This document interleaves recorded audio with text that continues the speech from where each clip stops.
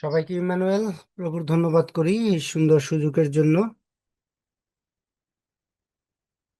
আমি ধন্যবাদ দিতে চাই গ্লোবাল খ্রিস্টান মিনিস্ট্রিকে, যে তারা সোমবার থেকে শুক্রবার পর্যন্ত প্রতিনিয়ত প্রভুর উপাসনায় যুক্ত থাকেন। এই জন্য প্রভুর কাছে অত্যন্ত কৃতজ্ঞ। ধন্যবাদ জানাতে চাই আজকে যারা আপনারা উপস্থিত হয়েছেন। আমি বিশ্বাস করি আজকের উপাসনার মধ্য দিয়ে আমাদের প্রত্যেককে প্রভু আশীর্বাদ করবেন। আজকে আমাদের মাঝে যিনি উপাসনা পরিচালনা করবেন আমাদের স্নেহের মিস জেমিমা সাবরিন, এবং যিনি আজকে আমাদের মাঝে ঈশ্বরের বাক্যের পরিচর্যা করবেন আমাদের শ্রদ্ধেয় দাদা মিস্টার মার্ক মানস সাহা। আপনাদের দুইজনকেই গ্লোবাল খ্রিস্টান মিনিস্ট্রির পক্ষ থেকে আরেকটি বার শুভেচ্ছা জানাচ্ছি, এবং যারা বিভিন্ন বিষয়ে অংশগ্রহণ করবেন। আমি বিশ্বাস করি প্রভু আমাদের প্রত্যেককে আজকে আশীর্বাদ করবেন। আসুন আমরা আজকের উপাসনা কার্যক্রম শুরু করি। যিনি পরিচালনা করবেন আমাদের স্নেহের জেমিমা সাবিন, আমি তার হাতে মাইক্রোফোন তুলে দিচ্ছি এবং আজকের উপাসনাটি পরিচালনা করার জন্য অনুরোধ করছি। ধন্যবাদ।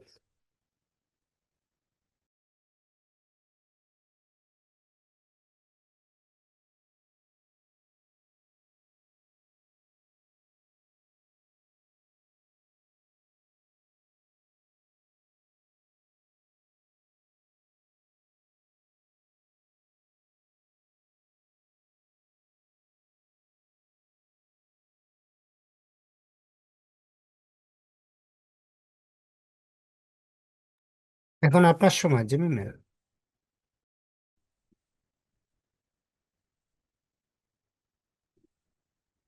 ঈশ্বর মঙ্গলময় সব সময়। সবাইকে ইম্মানুয়েল। আজ 16 জুন 2025 খ্রিস্টাব্দ, রোজ সোমবার। সর্বপ্রথম সর্বশক্তিমান ঈশ্বরকে ধন্যবাদ দিই যে তিনি আজকে আমাদের সকলকে জুমের মাধ্যমে একত্রিত করেছেন তার উপাসনা করার জন্য। পবিত্র শাস্ত্রে লেখা আছে, ধন্য সেই ব্যক্তি যে সদাপ্রভুতে নির্ভর করে, যাহার বিশ্বাস ভূমি সদাপ্রভু। সে জলের নিকটে রোপিত এমন বৃক্ষের ন্যায় হইবে, যাহা নদীকুল মূল বিস্তার করে। গ্রীষ্মের আগমনে সে ভয় করিবে না, এবং তাহার পত্র সতেজ থাকিবে। অনাবৃষ্টির বৎসরেও সে নিশ্চিন্ত থাকিবে, ফল ধানেও নিবৃত্ত হইবে না। জিরোমীয় তার 17 অধ্যায় 7 থেকে 8 পদ। আমেন। এই সময় আমরা উপাসনার মূল পর্বে চলে যাব। আমি অনুরোধ করব, আমাদের মাঝে উপস্থিত রয়েছেন শ্রদ্ধেয় অ্যাপোস্টল লায়লা সরকার। আপনি প্রারম্ভিক প্রার্থনার মধ্য দিয়ে আজকের উপাসনাটি শুরু করবেন।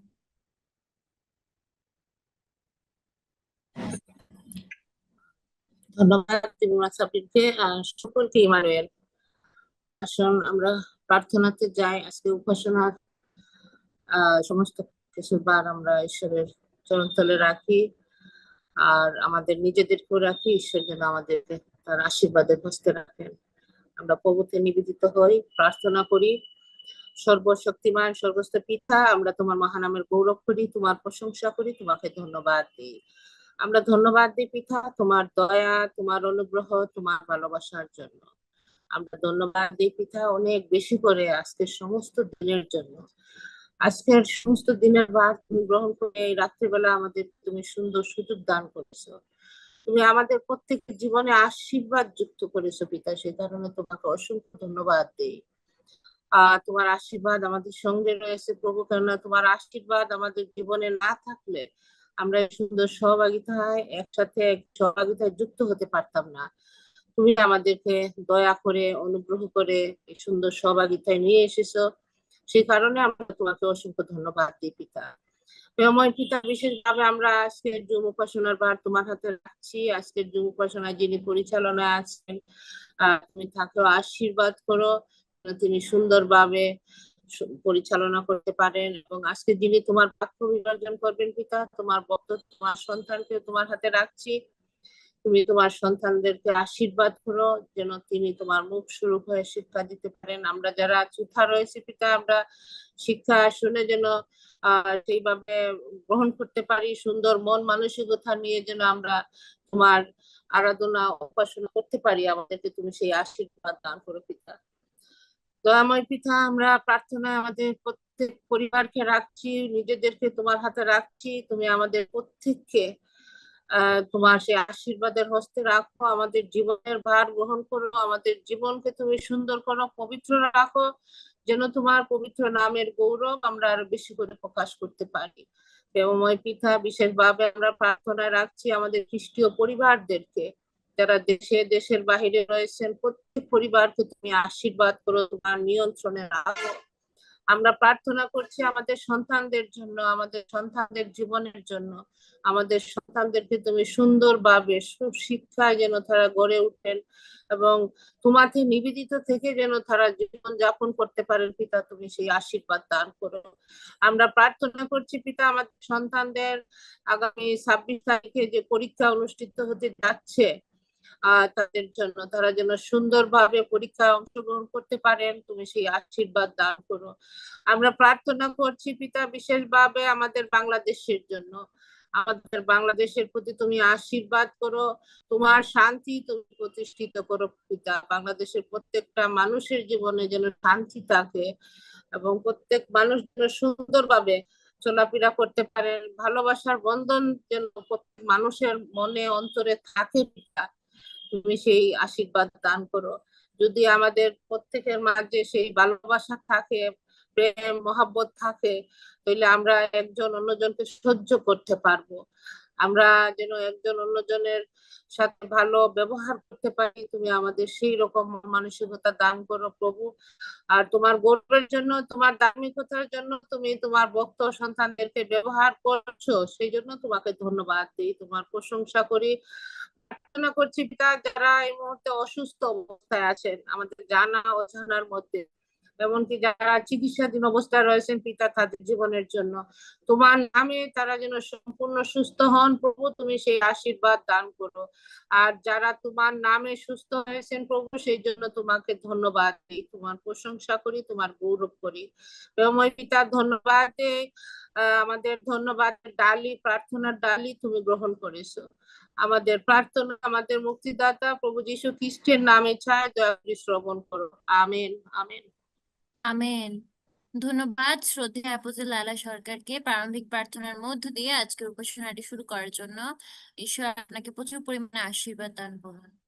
ঈশ্বর, আমরা উপাসনার প্রথম আরাধনার সঙ্গীতটি শুনবো এবং আজকে আমাদের সকলের মাঝে উপাসনার প্রথম আরাধনার সঙ্গীতটি পরিবেশন করবেন শ্রদ্ধেয় অ্যাপোস্টল গিলবার্ট হালদার। সবাইকে ইম্মানুয়েল, জয় যিশু খ্রিস্টিয়ান মিনিস্ট্রি, গ্লোবাল খ্রিস্টিয়ান মিনিস্ট্রিকে শুভেচ্ছা জানাচ্ছি যে সুন্দর সুযোগ দেওয়ার জন্য। আমি একটি গান যে সুন্দর সুযোগ পেয়েছি, গান আমরা। ও ভাই ভজরে যিশুর মতো বন্ধু নাই ভবে, ও ভাই ভজরে যিশুর মতো বন্ধু নাই ভবে। যিশু যিশু বলো রে ভাই, যিশু ছাড়া মুক্তি নাই। প্রাণ সপিলেন পাপীর তরে, তার প্রেমের সীমানা।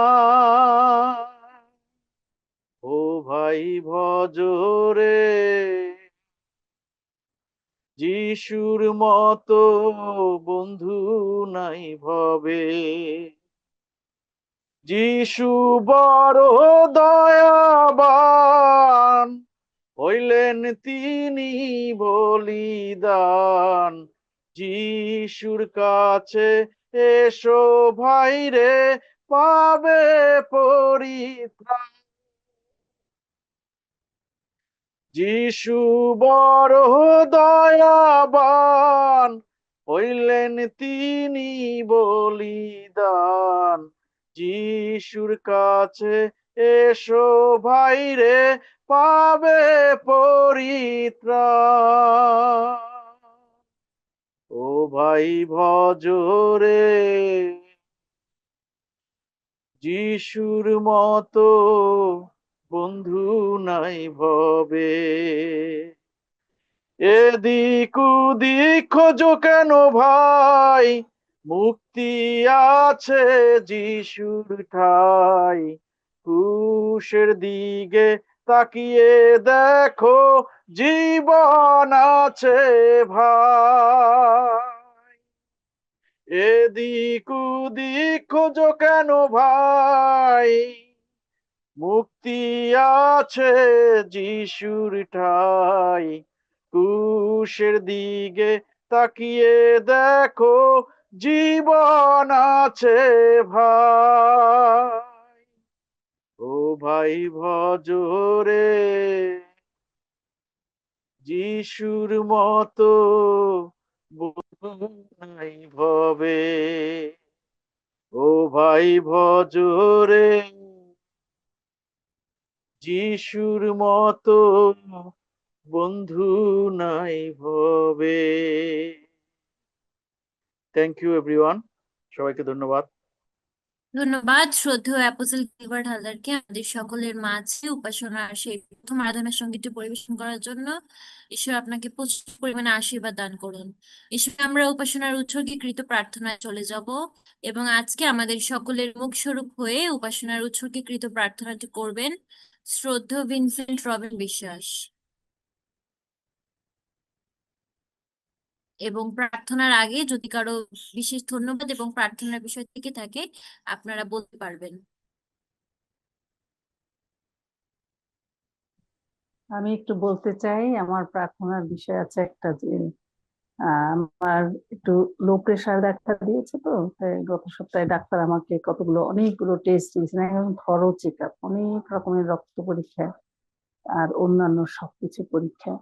আর সেখানে আজকে আমি সব দিয়ে এসছি, রক্ত, ইসিজি, ডায়াবেটিস, তারপরে থাইরয়েড, সব রকমের। কালকে রিপোর্ট দিবে। আমি প্রার্থনা চাই যে, আমরা শুনতে পাই অনেক সময় একজনের টেস্ট আর একজনকে দিয়ে দেয়, এরকম ভাবে ভুল হতে পারে। আমি বিশেষভাবে প্রার্থনা চাই কোনো রকম ভুল যেন কোনো টেকনিশিয়ানরা না করে। আমারটা যেন, আমার যা আছে সেটাই যেন সঠিকভাবে আমি রিপোর্ট পাই, এবং অন্যান্য রোগীরাও যেন তাদের নিজ নিজ রিপোর্ট যেন তারা নিজেরা পেতে পারে। এটা আমার একটা বিশেষ প্রার্থনা। ওখানে ঢুকে আমি দিচ্ছিলাম অনেকগুলো ইয়েগুলো করে রাখছে, যদিও সেই নাম্বার দেওয়া, ওদের চিহ্ন এরকম করে দেওয়া, তারপরেও আমার হঠাৎ মনে আসছে যে এরকম তো ভুল হতে পারে যে আর একজনের কাছে চলে যেতে পারে, নাম চলে যেতে পারে। তাই সেইটা যেন না হয় কোনোভাবে, মানুষ মাত্রই তো ভুল হয়। সেই জন্য আমি প্রার্থনা চাই কোনো রকম ভুল যেন সেখানে না হয়। আমার যা আছে সেটাই যেন, আমি যা দিয়ে এসছি সেটাই যেন আমি রিপোর্ট পাই। ধন্যবাদ। মানে না, আমি এখন মোটামুটি আসলে ভালো আছি, সেই জন্য আমি প্রভুকে ধন্যবাদ জানাই। সকলে আমার জন্য প্রার্থনা করেছেন এবং প্রভুর কাছে রেখেছেন, সেই জন্য আমি আসলেই সুস্থ আছি, এবং মানসিক ভাবে আমি অনেক সুস্থ, অনেক শক্ত হয়ে গেছি। তাই ধন্যবাদ জানাই। ইমানুয়েল। আমি শিমন সমাদ্দার বরিশাল থেকে বলছি। সর্বপ্রথম পিতা ঈশ্বরকে ধন্যবাদ দেবেন যে তিনি আমাদেরকে এখনো বাঁচিয়ে রেখেছেন, কারণ বর্তমানে অশান্ত পৃথিবীতে আমরা কে কখন কোথায় কিভাবে যাব আমরা জানি না। তবে আমরা যেন পরস্পরের কাছে আমরা ক্ষমা চাইতে পারি আর ক্ষমা প্রভুর কাছ থেকে পেতে পারি, তার জন্য বিশেষভাবে প্রার্থনা করবেন। আর বিশেষভাবে প্রার্থনা করবেন আর্টসের সম্মুখে আমার এক নাতির পরীক্ষা, প্রভু যেন সেই সুন্দরভাবে যেন সে পরীক্ষা দিতে পারে, প্রভু যেন তাকে বিশেষভাবে আশীর্বাদ করেন। আর আমরা যে কদিন আছি সেই কদিন যেন প্রভুর চরণে এমনি ভাবে আমাদের হৃদয় অন্তর সঁপে দিতে পারি। প্রভু আমাদের যেন শেষ সময় এই সুন্দর সুযোগ আমাদের দেন, সবার সাথে যেন আমরা একত্রিত হয়ে থাকতে পারি। এই হলো আমার বিশেষ ধন্যবাদ এবং প্রার্থনার বিষয়। ধন্যবাদ। জয় যিশু।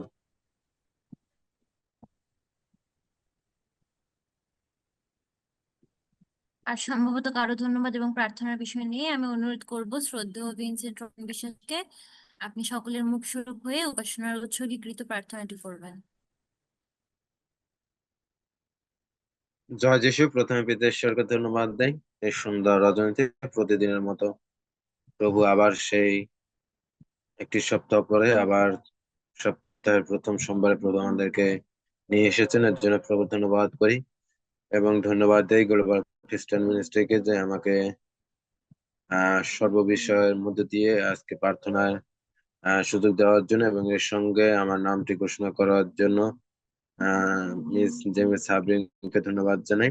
আসুন আমরা সকলে যার যার অবস্থান থেকে প্রভু কাছে টিপে সমর্পিত হই এবং পিতা ঈশ্বর জানেন আমাদের গুপ্ত বিষয় যেন আমরা তা ব্যক্ত করতে পারি। আসুন আমরা সকলে মুখ স্বরূপে প্রভু স্বর্গে মান পেতে তোমার ধন্যবাদ করি, তোমার গৌরব করি।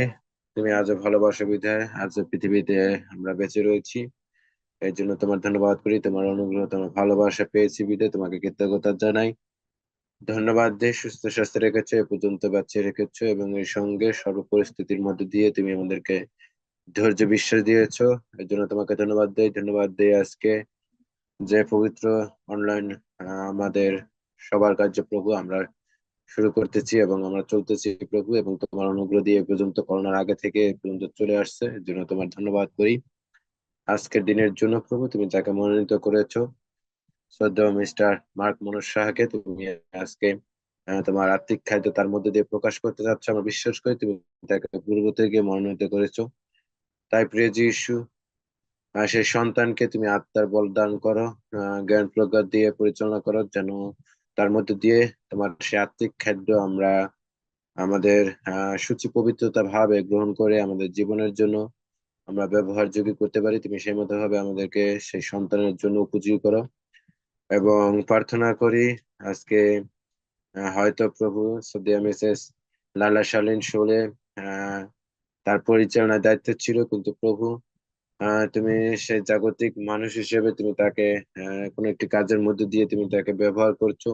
আমরা বিশ্বাস করি সে সন্তানের পাশে রয়েছে, যে সমস্যায় তিনি জড়িয়ে পড়েছে সে সন্তানকে সেই কার্যের সমাধান করতে তুমি সাহায্য করে এবং আজকের দিনের জন্য প্রভু সেই আর একজন সন্তানকে তুমি সুযোগ দিয়েছো, মিস জেমিস সাবরিনকে তুমি আজকে পরিচালনার দায়িত্ব দিয়েছো। তাই তোমাকে ধন্যবাদ দেই। সে সন্তানকেও তুমি দয়া করো যেন সে সন্তান দুটির মধ্য দিয়ে আজকে পবিত্র প্রশ্নটি, হয়তো এটা অনলাইন, আমরা বিভিন্ন জায়গা থেকে অনেক সময় আমরা বিভিন্ন অবস্থান থেকে আমরা অংশগ্রহণ করি, কিন্তু প্রভু তুমি আমাদের হৃদয় অন্তঃকরণ জেনে থাকো। তাই তোমার ধন্যবাদ করি যে তুমি আমাদেরকে একত্রিত প্রাণ করেছো, যেন আমরা তোমার ধন্যবাদ প্রশংসা করতে পারি এই দুটি সন্তানের মধ্যে দিয়ে ক্ষণিক প্রভু প্রথম থেকে শেষ মুহূর্ত পর্যন্ত পরিচালনা দান করো। আমরা প্রার্থনা করি আগামী উপাসনায় বাক্যের পরিচর্য করবেন মিসেস পাপিয়া ভট্টাচার্য, তিনি ইন্ডিয়া থেকে প্রার্থনা আমাদের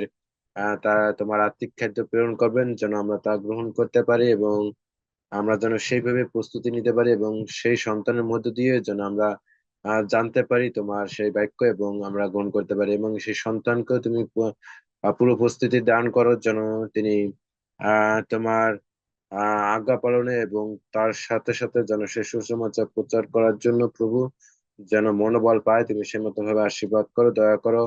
আগামী উপাসনায় পরিচালনা করবেন মিস্টার লিপু বারিককে, তুমি তাকেও তুমি স্পর্শ করো।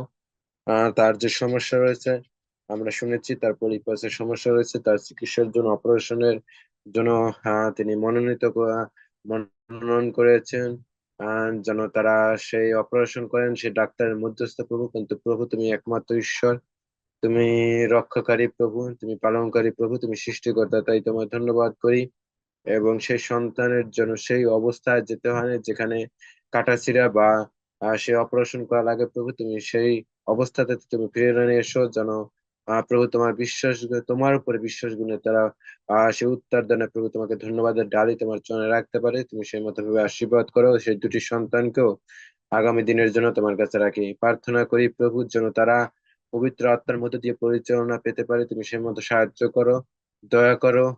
আজকে এই পবিত্র জুমের যিনি কর্ণধার রয়েছে তুমি তাদেরকে তোমার চরণে রাখি, যেন তারা সচেষ্ট হয় এবং তারা যেন প্রভু তাদের মধ্যস্থে যে সকল সন্তানেরা একত্রিত হয় তুমি তাদেরকেও সহযোগিতার হাত মধ্য দিয়ে সাহায্য সহযোগিতার মধ্য দিয়ে তুমি তাদেরকে ভ্রাতৃত্ব প্রেম দিয়ে বিশ্বাস দিয়ে সত্যতার মধ্য দিয়ে পরিচালনা দান করা প্রার্থনা করি। আমাদের শ্রদ্ধেয় মিসেস রোজমেরি শাহ প্রার্থনা চেয়েছেন প্রভু আজকের দিনে তার যে সামনে যে জাগতিক ভাবে তার চিকিৎসার জন্য পরীক্ষা নিরীক্ষা প্রয়োজন, এবং সেজন্য সে ডাক্তারের পরামর্শের জন্য তার সেই পরীক্ষার জন্য তিনি যাবেন, যেন সার্বিক তার সেই বিভিন্ন রোগের জন্য যেন তিনি কোনো নেগেটিভ খবর যেন না পেতে পারে, সেজন্য তুমি দয়া করো। এবং সেখানে যে যা কিছু প্রস্তুতি প্রয়োজন, সেখানে যে ফর্ম বিভিন্ন জিনিস যা কিছু নির্বাচন করতে হবে, যেন সুন্দর মতো ভাবে করতে পারে, এই মতো ভাবে আশীর্বাদ করে এবং সুন্দর একটি ভালো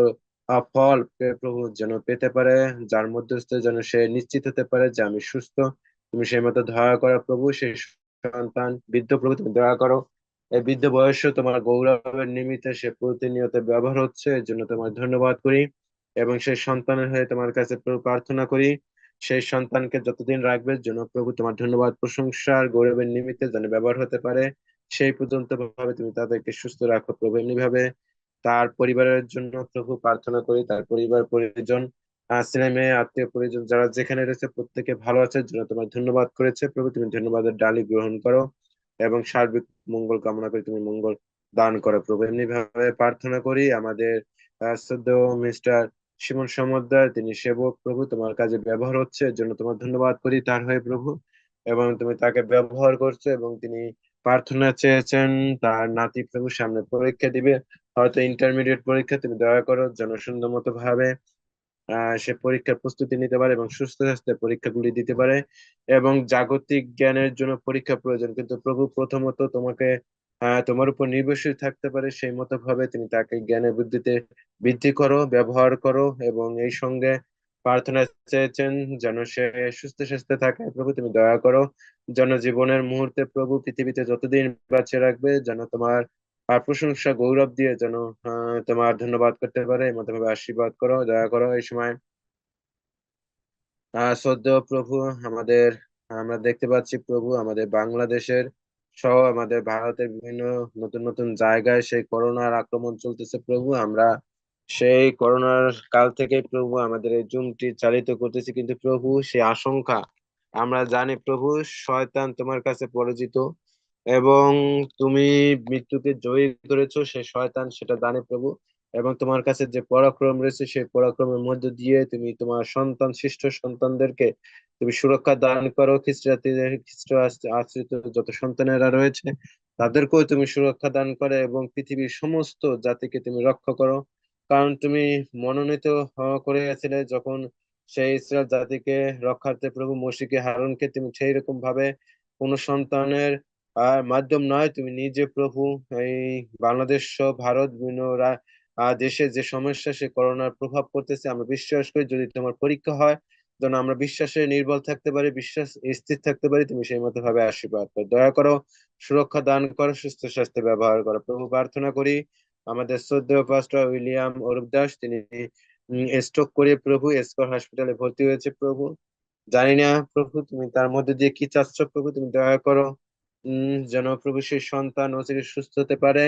হঠাৎ আকস্মিক প্রভু সে অসুস্থ হয়ে পড়েছে প্রভু, তুমি দয়া করো প্রভু যেন সে সন্তান সুস্থতায় ফিরে আসে এবং তার পরিবারের মধ্যস্থে বা আমাদের এই জুমের মাধ্যমে আমরা তোমাকে ধন্যবাদ দিতে পারি। তুমি সেই সুমনের সুযোগ প্রভু তুমি আমাদের জীবনে দান করে এবং তার আগে তুমি সে সুস্থতায় ফিরে এসে প্রার্থনা করি। আমরা চেয়েছি প্রভু শ্রদ্ধেয় মিসেস রোজমেরি সাহা, তিনি প্রার্থনা চেয়েছিলেন, আমরা তার সঙ্গে আরো প্রার্থনা যোগ করতে চাই প্রভু। সিএলবি তে টিম লিডার যিনি ছিলেন প্রভু দুলাল বারোই, তিনি পিত্তনালীতে প্রভু পাথরে অসুস্থ রয়েছেন প্রভু, তার চিকিৎসার জন্য প্রয়োজন প্রভু। এবং এরই সঙ্গে তার সেই জন্ডিসের সমস্যা রয়েছে প্রভু। কারণ প্রভু তুমি একমাত্র ডাক্তার, তুমি পারো না এমন কিছু নেই প্রভু, কারণ তোমার কাছে যে যাচ না করে সে কখনো বিনষ্ট হয় না, বিফলে যায় না প্রভু, কারণ তুমি উত্তর দানকারী ঈশ্বর প্রভু। তাই তোমার কাছে প্রভু প্রার্থনা করি এই সন্তানের প্রভু দুটি রোগে প্রভু মারাত্মক ভাবে আক্রান্ত হয়েছে প্রভু, এর জন্য তোমার কাছে বিনতি প্রার্থনা করি প্রভু। সেই জিসিএম এ প্রার্থনা চাইছে তার হয়ে তোমার কাছে রাখি প্রভু, তুমি দয়া করো, তুমি আশীর্বাদের হস্ত তোমার সেই ক্ষত হস্ত দ্বারা তুমি আরেকটি বার তোমার খুশি রক্ত দাবি করে তুমি তাকে স্পর্শ করো। কারণ প্রভু যা তুমি বলেছো যে বিশ্বাস করে সে তোর জন্য তাহাকে বাঁচাইতে পারো প্রভু। আমরা বিশ্বাস করি প্রভু সেই সন্তানকে যখন তুমি তার প্রতি তোমার আসক্ত থাকে প্রভু, তুমি দয়া করো প্রভু, সেই সন্তান যেন সেই পরিস্থিতির মধ্যে দিয়ে যেন তোমাকে ডাকতে পারে, তোমাকে সুযোগ দেয় প্রভু। তুমি সেই মতো ভাবে আশীর্বাদ করো, দয়া করো প্রভু। তার স্ত্রী দুশ্চিন্তায় রয়েছে, সেই অবস্থানের জন্য তার আর সেই স্বামীর জন্য প্রভু তুমি দয়া করো, যেন সেই গৃহকর্তা যে প্রভু সেই একটি পরিবারের সেই কর্তা স্বরূপ প্রভু, এই পরিবারের সেই ভরণ পোষণের দায়িত্ব স্বরূপ প্রভু রয়েছে প্রভু। তুমি দয়া করো, তুমি সেই পরিবারকে সেই দুশ্চিন্তা মুক্ত রাখো, সেই স্ত্রীকে দুশ্চিন্তা মুক্ত রাখো, যেন প্রভু তারা বিশ্বাসে প্রভু বলবান হতে পারে। তুমি সেই মতো আশীর্বাদ করো। প্রার্থনা করি প্রভু, সদ্য মিস্টার অ্যালবার্ট বিকাশ বারে প্রার্থনা চেয়েছে, তার একটি বিশেষ প্রার্থনা রয়েছে প্রভু। হয়তো তার কাছে বিশেষ বা জাগতিক ভাবে আমরা বিশেষ বা গোপন প্রার্থনা বলি, কিন্তু প্রভু তোমার কাছে কিছুই গোপন থাকে না প্রভু, এবং তুমি যথোপযুক্ত তাকে উত্তর দেনে তুমি তুমি একে আশীর্বাদ করে। প্রার্থনা করি শুধু মিস্টার জোয়াকিম ফলিয়া, তিনি প্রার্থনা চেয়েছেন তার ছোট ভাই বেনেডিক্ট ফলিয়া, তিনি 72,000 টাকা ছিনতাইযুক্ত প্রভু দুর্ঘটনায় প্রভু হারিয়েছেন, এবং তারা তার সঙ্গে প্রভু সেই কান চোখে মাথায় আঘাত পেয়েছেন প্রভু। তুমি দয়া করো, তারা হয়তো অনেক জুলুম করে প্রভু তার থেকে সেই টাকাগুলো নিয়ে গেছে প্রভু। তুমি দয়া করো সেই শোকহত পরিবারকে। হয়তো জগতে প্রভু অর্থ সম্পদ আসবে যাবে, কিন্তু প্রভু তার প্রয়োজন মেটানোর জন্য সেটা প্রয়োজন ছিল। তুমি দয়া করো, তুমি প্রভু চাহিদা যোগানকারী ঈশ্বর প্রভু, আমরা তোমাকে যোগানদাতা হিসেবে বিশ্বাস করি প্রভু।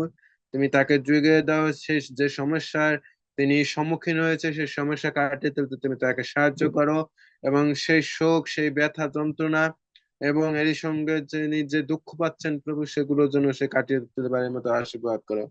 প্রার্থনা করি সদ্য মিস্টার মৃণাল সানি হালদার, তারও একটি বিশেষ প্রার্থনা রয়েছে প্রভু। জানি না প্রভু তারও গোপন প্রার্থনা কি প্রভু, তুমি তাকেও উত্তর দানে তুমি তাকে আশীর্বাদ করো, এবং তোমার নিরূপিত সময় প্রভু। প্রার্থনা করি সদ্য মিসেস রঞ্জনা মুন্সি আন্টি, তিনি প্রার্থনা চেয়েছেন তিনি বেশ কয়েক দিন যাবৎ সে শারীরিকভাবে অসুস্থ রয়েছে প্রভু। তুমি তাকে সুস্থতায় নিয়ে এসো। হয়তো সে বৃদ্ধ নারী প্রভু, কিন্তু প্রভু তোমার কাজে ব্যবহার হচ্ছে, এজন্য তোমার ধন্যবাদ করি। এবং সে সন্তানকে তুমি যতদিন রাখবে তুমি তার কে প্রভু গৌরবের নিমিত্তে তুমি তাকে বাঁচিয়ে রাখো, যেন প্রভু তিনি সুস্থতায় তোমার গৌরব করতে পারে, এবং সুস্থির মনে তোমার ধন্যবাদ করতে পারে মতো ভাবে আশীর্বাদ করো প্রভু। প্রার্থনা করি সঙ্গে প্রভু যতটুকু অসুস্থ রয়েছে যেন তিনি পূর্ণতা সুস্থ পায় প্রভু।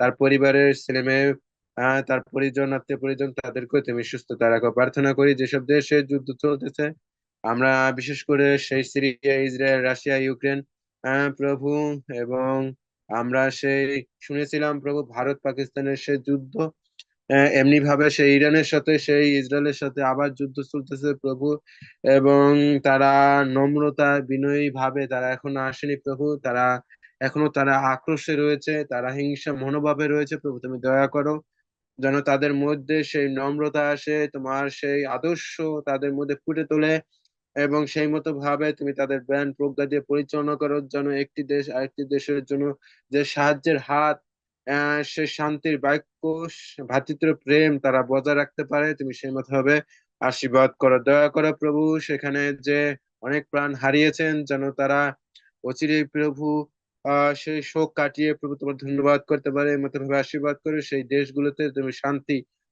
অচিরে প্রভু আনয়ন করা। প্রার্থনা করি প্রভু বাংলাদেশের যে অস্থিতিশীল পরিবেশ, কোনো কিছু নিয়ন্ত্রণে নাই প্রভু, যে আমরা কথায় শুনে থাকি জোর যার মূল্য তার, সেইভাবে চলতেছে প্রভু দেশের জাগতিক মানুষের মধ্যে দিয়ে প্রভু। তুমি সেই সকল মানুষের মনুষ্যত্বকে প্রভু তুমি পরিবর্তন করো, যেন তারা তোমার প্রতি চেতনাশীল হয়ে প্রভু তোমার কাছে নত হতে পারে, এবং তাদের জীবনের জন্য তারা এখনই অনুশোচনা করতে পারে। তুমি সেই মতো ভাবে তাদের প্রজ্ঞা বুদ্ধি দিয়ে প্রভু তুমি তাদের মন পরিবর্তনের দিকে তুমি নিয়ে এসো প্রভু, যেন একটি সন্তান বিনষ্ট না হয়। তুমি সেই 100 জনের মধ্যে প্রভু সেই 99টি যখন ফিরে এসেছিল, তুমি একটির জন্য চিন্তিত ছিলে। তাই আমরা প্রার্থনা করি প্রভু যেন একটি প্রাণ যেন কখনো বিনষ্ট না হয়, ধ্বংস না হয়, এবং তোমার পথ থেকে যেন তারা সরে না যায়। তুমি সেই সকল দেশের প্রভু, এই দেশের যে অবস্থা প্রভুর জন্য প্রভু সে সকল প্রাণকে তুমি সুরক্ষা দান করো, যারা বিভিন্ন পরিস্থিতির মোকাবেলা করে প্রভু, বিভিন্ন পরিস্থিতিতে তারা পড়ে বসে প্রভু তুমি দয়া করো। এবং সাধারণ মানুষ তারা দিন আনে দিন খায়, তারা সেই নিরাপত্তা পায় না, তুমি তাদেরকে দয়া করো। আমরা দ্রব্যমূল্যের ঊর্ধ্বগতির জন্য আমরা দেখতে পাচ্ছি প্রভুর প্রতিনিয়ত সেই দাম দর বৃদ্ধির জন্য আমাদের সাধারণ মানুষ তারা খেতে পড়ে পারছে না প্রভু, এবং অনেকরা প্রভু সেই চলাচলে সেই জীবন জীবিকায় অনেক ব্যাঘাত হচ্ছে প্রভু, তুমি দয়া করো। এমনি ভাবে প্রার্থনা করি প্রভু, আমাদের এই দেশের সুষ্ঠু একটি নম্র বিনয়ী ভালোবাসাপূর্ণ একটি নেতার দরকার, যার মধ্য দিয়ে দেশ পরিচালিত হবে, সুরক্ষা পাবে, নিরাপত্তা পাবে, আমরা সেই প্রত্যাশা পাই প্রভু। এবং সেই সন্তানকে, জানি না কোন সন্তানকে তুমি মনোনীত করিয়াছো, তুমি সেই সন্তানকে অচিরেই প্রভু তৈরি করো, যেন তার মধ্যস্থে প্রভু এই দেশ রক্ষা পায় এবং দেশ পরিচালিত হয়। আমরা প্রার্থনা করি এই সময় যারা যানবাহনে রয়েছে, বিভিন্ন পরিস্থিতির মধ্যে দিয়ে রয়েছে প্রভু, এবং তারা তাদের নিজ নিজ গন্তব্যে যেন পৌঁছে প্রভু তোমার ধন্যবাদ করতে পারে। কেউ কেউ কর্মস্থলে রয়েছে, তুমি সেই কর্মস্থলে যাতায়াতে তুমি সুরক্ষা দান করো, এবং তারা যে যেখানে যাতায়াত করুক না কেন যেন প্রভু তারা নির্বিঘ্নে ফিরে গিয়ে তোমার ধন্যবাদ করতে পারে। এই সুন্দর সুবর্ণের সুযোগ তুমি তাদের জীবনে দান করো প্রভু। প্রার্থনা করি আমাদের সকল যুবক যুবতীর জন্য প্রভু। আমরা দেখতে পাচ্ছি আমাদের এই অনলাইন জিমে প্রভু আমরা কয়েকটি প্রাণ যুবক যুবতী রয়েছি, যাদের মধ্যস্থে প্রভু তোমার কাজে আমরা ব্যবহার হতে পেরেছি, এর জন্য তোমাকে ধন্যবাদ দেই। কিন্তু যারা এখনো তোমাকে চিনে না, জানে না, গ্রহণ করেনি, যারা তোমার সেই বাইককে অনুসারী নয়, যারা তোমাকে প্রভু তোমার পথে অনুগামী নয়, তুমি তাদেরকে তৈরি করো, প্রস্তুত করো এবং মন পরিবর্তন করো, যেন তারা তোমার কাছে আসে, তোমাকে গ্রহণ করে এবং তোমার পথে তারা জীবনের শেষ মুহূর্ত পর্যন্ত জানি তারা ব্যবহার হতে পারে, সেই মতো ভাবে আশীর্বাদ করো। কারণ প্রভু এই কাল মন্দ প্রভু, এই কাল অনুরূপ আমাদেরকে চলতে দিও না। তুমি বলেছ যৌবন কালে যুবক যুবতী তোমরা স্মরণ করো, যেন বৃদ্ধ হয়ে গেলেও ভুলিয়া না যাও। আমরা বাক্য মতে যেন আমাদের সেই মতো ভাবে আমরা জীবনকে পরিচালিত করি, এবং পিছন ভাগে যে তোমার নির্দেশনা প্রয়োজন, তোমার প্রজ্ঞা প্রয়োজন, এবং জাগতিক ভাবে আমাদের গুরুজন প্রয়োজন, আমাদের আত্মীয় পরিজন প্রয়োজন, বড় ভাই ব্রাদার প্রয়োজন, তুমি দয়া করো যাদের মধ্যস্থে আমরা নিজেদের জীবনকে চালিত করতে পারি প্রভু। এর মধ্যে ভাবে আশীর্বাদ করে প্রার্থনা করি সকল ছোট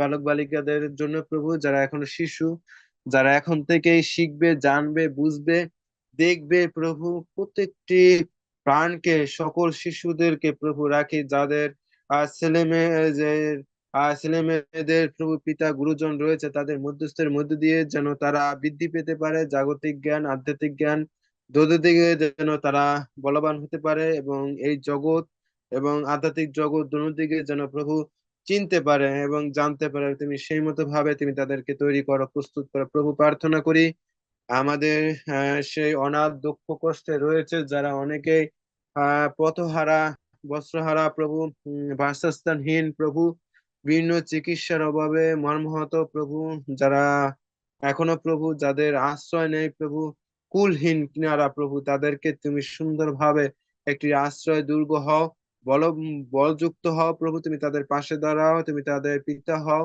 তাদের প্রভু বন্ধু হও, তাদের ভাতৃ হও, যে যার যেটা প্রয়োজন তুমি সেই মতো ভাবে তুমি তাদের প্রয়োজনীয়তা মিটিয়ে প্রভু তুমি তাদের পাশে দাঁড়াও প্রভু। তোমার কাছে তাদের হয়ে তোমার কাছে প্রার্থনা চাই আমরা প্রভু। প্রার্থনা করি তাদের যে যেরকম সমস্যা রয়েছে, এই সমস্যার জন্য প্রভু চিরে দূরীভূত হতে পারে, তুমি সেই মতো ভাবে সাহায্য করা প্রভু। তুমি বলেছ ধন্য তাহারা যারা দিনহীন প্রভু, যারা তাদের জন্য চিন্তিত করে প্রভু, তুমি সেই মতো ভাবে আশীর্বাদ করে প্রার্থনা করি প্রভু। আমাদের সকল প্রচারক বৃন্দকে, প্রচারক সন্তানদেরকে, যাদের মধ্যস্থে প্রভু অনেক সন্তানরা তোমাকে গ্রহণ করে এবং তোমার কাছে ফিরে আসে প্রভু, তুমি সে সকল সন্তানদেরকে নিরাপত্তা দাও, যেন তারা যে যে নন খ্রিস্টিয়ানদের মাঝে প্রভু তোমার বাক্য পৌঁছে দেয় এক প্রান্ত থেকে আরেক প্রান্তের মধ্যে প্রভু, যেন প্রভু তোমার রাজ্য বিস্তার হয় এবং সন্তানরা একত্রিত হতে পারে এবং তোমার সন্তানের পরিচয় তুলে ধরতে পারে। সেই জন্য তারা চেষ্টা করিতেছে প্রভু, তুমি দয়া করো সেই সন্তানদের মধ্যে দিয়ে। এবং আমরা সেই অনলাইনে বিভিন্ন সন্তানদের পাই প্রভু, যাদের মধ্য দিয়ে বিভিন্ন তোমার সে আত্মিক খাদ্যর মধ্য দিয়ে আমরা প্রজ্ঞা পাই, আমরা বুদ্ধি পাই এবং আমাদের জীবনকে চালানোর জন্য শক্তি পাই। প্রভু তুমি দয়া করো সেই আলো যেন প্রভু সমুদায় জগতে ছড়িয়ে নিতে পারে এবং সেই মতো ভাবে সেই সন্তানদের মধ্য দিয়ে তুমি প্রকাশ করো প্রভু এবং তাদেরকে নিরাপত্তা দান করো। প্রার্থনা করি আজকে পবিত্র জুমে প্রভু যে সন্তান দুটির মধ্য দিয়ে এবং আজকে জুমে যে প্রভু জানি কর্ণধার রয়েছেন তাকে তোমার কাছে ধন্যবাদ দেই, তার হয়ে প্রভু তুমি তাকে ব্যবহার করছে এবং আমাদের তুমি এক প্রান্ত থেকে আরেক প্রান্ত পর্যন্ত প্রভু প্রতিটি সন্তানকে সেই আমরা যে সকল দেশ থেকে সে বাংলাদেশ, ইন্ডিয়া প্রভু, আমেরিকা প্রভু, সেই আমরা দেখতে পাচ্ছি সেই ইন্ডিয়া রয়েছে প্রভু, এরই সঙ্গে সেই বিভিন্ন সে প্রদেশ রয়েছে যার মধ্য দিয়ে প্রভু আমরা তোমার গৌরব করতে পারি প্রভু। এর জন্য তোমাকে ধন্যবাদ দিই এবং আত্মিক খাদ্য আমরা পাই এর জন্য তোমাকে কৃতজ্ঞতা জানাই প্রভু।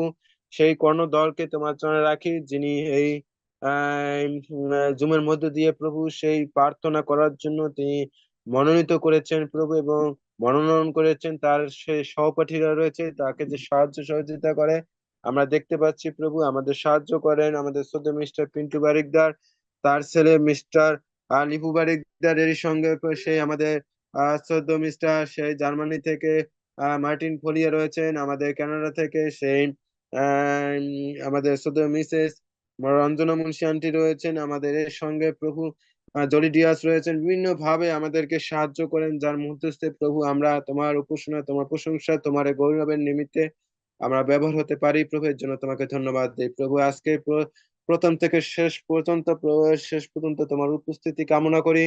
তুমি দয়া করো, তুমি আশীর্বাদ করো, আমাদের আত্মিক ভাবে তুমি সূচি পবিত্র করো এবং আমাদের বলবান করো, আমাদের সঙ্গে থাকো, সঙ্গে চলো প্রভু। যা অতিরিক্ত চেয়েছি মার্জনা করো, যা পুনরুক্তি করেছি ক্ষমা করো, আমাদের নতুন প্রার্থনা উত্তরদানের শিক্ষা দান করো। আমাদের এই সময় এই প্রার্থনা করি তোমার যীশু খ্রিস্টের নামে, তুমি শ্রবণ এবং গ্রাহ্য করো, আমেন। ধন্যবাদ। ধন্যবাদ শ্রদ্ধেয় বিপিন প্রবীণ বিশ্বাসকে আমাদের সকলের মুখ স্বরূপ হয়ে উপাসনার উৎসর্গীকৃত প্রার্থনাটি করার জন্য। এই সময় আমরা উপাসনার বিশ্ব আরাধনার সঙ্গীতটি শুনবো এবং আজকে উপাসনার বিশ্ব আরাধনার সঙ্গীতটি পরিবেশন করবে শ্রদ্ধেয় মিস স্নিগ্ধা বিশ্বাস।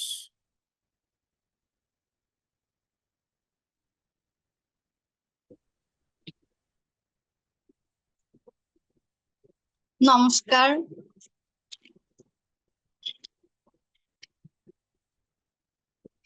বেলা থাকতে মন রে আমার যিশুর নাই যাও, বেলা থাকতে মন রে আমার যিশুর নাই যাও, বেচাকে না সঙ্গ করে, বেচাকে না সঙ্গ করে দ্বারে হাত লাগাও,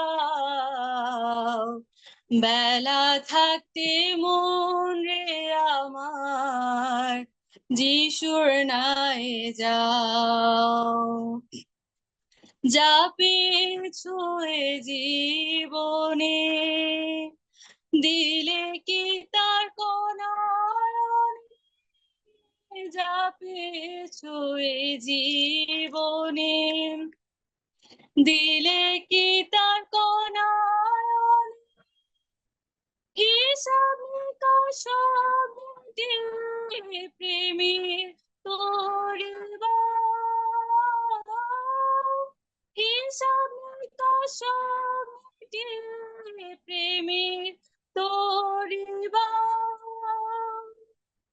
বেলা থাকতে মন রে আমার যিশুর নাই যাও, দিতে পারি ভব নদী, ছাড়তে হবে বিষয় আদি, দিতে পারি ভব নদী, ছাড়তে হবে বিষয় আদি, দুহাত ভরি রিক্ত করি অপরে বিলাও,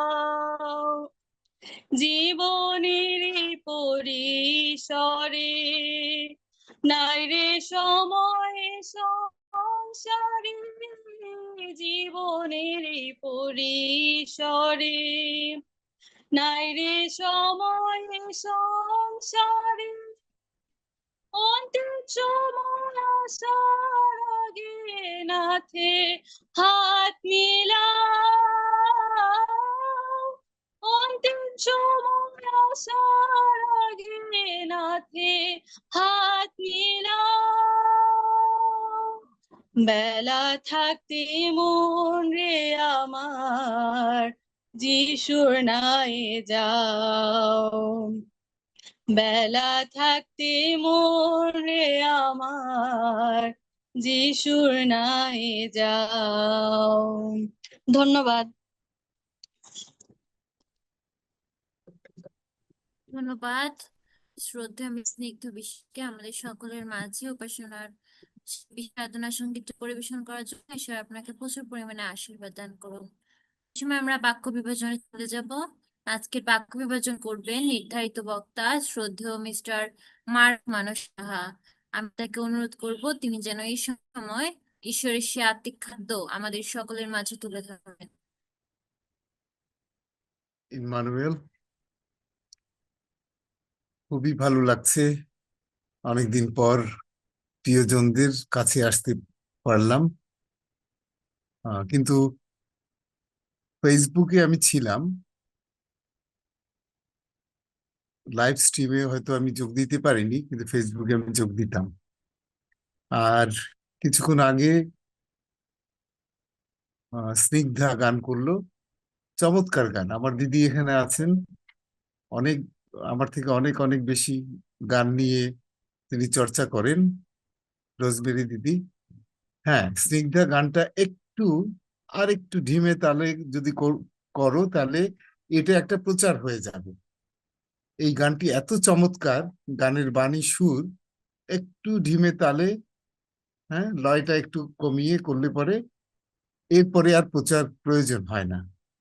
এবং সত্যিকার অর্থে ঈশ্বরের আশীর্বাদ না থাকলে এ ধরনের সৃষ্টি আমাদের কাছে যে বার্তা দিতে চায়, সেই বার্তাটি কি বলবো যে এটা অভাবনীয়, সত্যিকার অর্থে অভাবনীয়। আর আমাদের স্নেহের জেমিমা সাবরিন, ও তো সব থেকে ভালো, প্রেজেন্টেশনেও ভালো, এবং টটুর পক্ষে এই অল্প বয়সে কাজ করছে। সত্যিকার অর্থে কি বলা যায়, প্রভু আমাদের আশীর্বাদ করেছেন বলেই আমরা তাদের পাচ্ছি। আমার নাম মার্ক মানস সাহা, আমি বরিশালের ছেলে। এইটুকুই পরিচয় যথেষ্ট। আমি আসলে প্রচারক না, বক্তাও না। দয়া করে বলতে পারেন যে প্রভুর সন্তান, এবং আমি চেষ্টা করছি প্রভুর বাক্য নিয়ে ধ্যান করার। আর যা কিছু আমি বুঝতে পারি বা আমার অনুভূতিতে আসে, আমি সেগুলো আপনাদের সামনে শুধুমাত্র তুলে ধরছি। সুতরাং এখানে আমি একজন প্রচারক বা ধর্মবেত্তা, এটা যদি কেউ মনে করেন তাহলে আসলে ঠিক হবে না। আজকের আলোচনায় চলে আসি যে আমরা যদি কেউ ঢাকা থেকে রংপুর যেতে চাই, আমাদের ইন্টারসিটি ট্রেনগুলো মাঝে মাঝে অনেক জায়গায় থামে। কমলাপুর থেকে স্টার্ট করবে, আবার সেই এয়ারপোর্টে থামবে এবং আরো কয়েকটা স্টেশনে থামবে। তো কেউ যদি ঈশ্বরদী থেকে উঠতে চায় এই ট্রেনে, সে কি কমলাপুর থেকে উঠবে? আমাদের শ্রদ্ধেয় বয়োজ্যেষ্ঠ শিবন সুমদ্দার আছেন, কি বলেন? সে কি যে এই ট্রেনে উঠবে সে ঈশ্বরদী থেকে উঠতে পারে, সে কি আবার কমলাপুরে আসবে? না, ঈশ্বরদী থেকে সে উঠবে, যেহেতু ট্রেনটা ওখানে থামে। আসল কথা হচ্ছে যে এই ইন্টারসিটি ট্রেন সেইটা কমলাপুর থেকে ছাড়ুক আর যে জায়গা থেকে ছাড়ুক, শেষ গন্তব্যস্থলের মাঝে যেসব স্টেশনে এটি থামবে সেখান থেকে এই প্যাসেঞ্জাররা খুব সহজেই উঠতে পারবে। এটি হলো নিয়ম। আর আমরা আমরা এখন যারা এখানে উপস্থিত আছি বা বর্তমানে পৃথিবীতে আছি, আমাদের এই ট্রেন যাত্রার মতোই আমরা এই যাত্রার একজন যাত্রী। কিরকম? যে আমরা অনন্ত জীবনে যেতে চাই, সেই শুরু থেকে অনন্ত জীবনের পথে চলছে, যাত্রাপথ শুরু হয়ে গেছে। আমরা তো মাঝামাঝি, কারণ আমি যদি 6000 বছরের কথা বলবো না, প্রভু যিশুর এই পৃথিবীতে আগমনের পরে 2000 প্রায় 40-45 বছর, কারণ মতান্তরে অনেকেই জানেন যে 1 খ্রিস্টাব্দে প্রভু যিশুর জন্ম হয়নি, তার কিছু আগেই হয়েছে। তো যাই হোক, সেটা বড় কথা না। তাহলে এই যে 2000 বছর আগে যারা এই ট্রেনে উঠেছিল, এখনো কিন্তু তারা অনন্ত জীবনের পথের যাত্রী, এবং আমাদের জন্য সুযোগ রয়েছে এই ট্রেনে ওঠার। সিদ্ধান্ত আমাদের যে আমরা এই ট্রেনে উঠবো কিনা। এবং এটা যে অনন্ত জীবনের যাত্রা যে শুরু হয়েছে প্রভুর দ্বিতীয় আগমনে গিয়ে শেষ হবে, এটি কিন্তু প্রভু যিশু সেই মজুরদের যেই মজুরি দেওয়া হয়েছিল সেই দৃষ্টান্তের মাধ্যমে বলেছেন। কারণ কেউ সকালে শুরু করলো, কেউ 10টায় শুরু করলো, কেউ দুপুরে শুরু করলো, এবং কেউ বিকেল 4টায় শুরু করলো, 5টায় কাজ শেষ, সবাই সমান মজুরি পেল। সুতরাং ভয়ের কোনো কারণ নাই।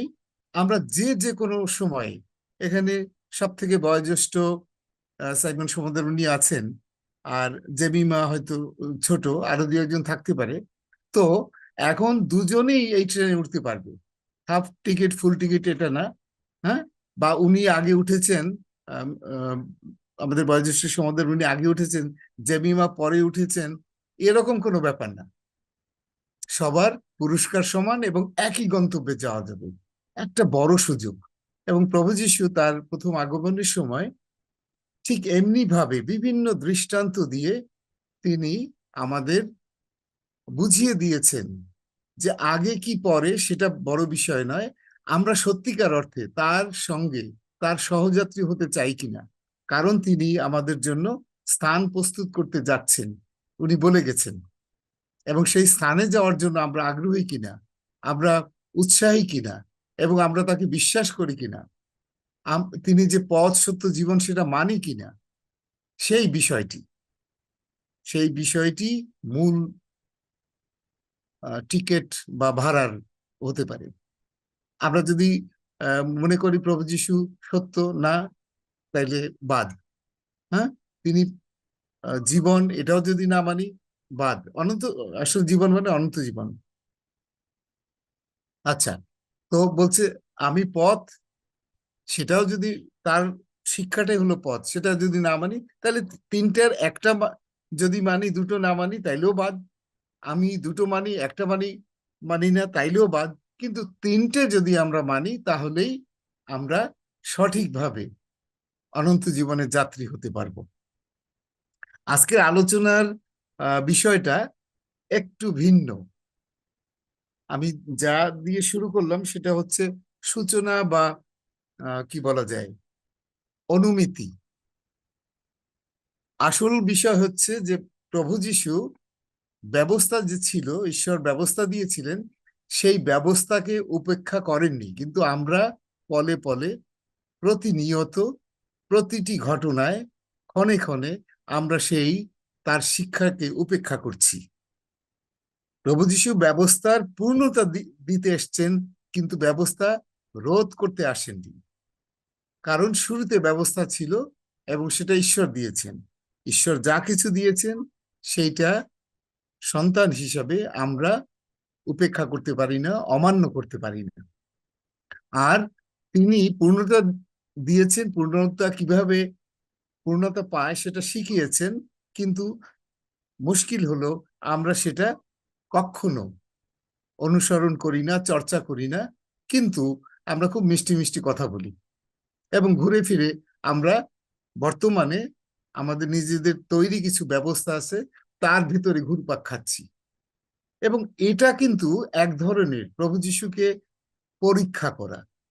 কি আশ্চর্য, কি আমাদের দুঃসাহস যে আমরা যিনি আমাদের মুক্তিদাতা, আমাদের পাপের ক্ষমা করবেন এবং যার পথ অনুসরণ করে সত্যে থেকে আমরা অনন্ত জীবনের ভাগীদার হব, সেই আমরাই কিনা সেই মুক্তিদাতা, আমাদের উদ্ধারকর্তা যিনি, তার পরীক্ষা করছি, যাচাই করছি যে আসলে সত্য কি মিথ্যা।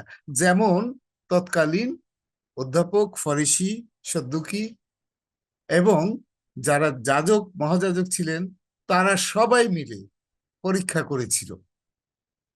আমরা কিন্তু প্রতিনিয়ত সেটা করি। এই যে বাইবেলে ব্যভিচারিণী নারীর যে গল্পটা আছে, সেই গল্পটা যদি সত্যিকার অর্থে আপনি, আমি, প্রত্যেকে যখন সেটা পাঠ করি, সেটা নিজে ধ্যান করি এবং যদি চিন্তা করি, তাহলে আমরা এই বিষয়টি আমরা বুঝতে পারবো যে ব্যবস্থার পূর্ণতা কি, সেটা জানতে পারবো এবং নিজেদের জীবনে আমরা চর্চাটি করতে পারবো।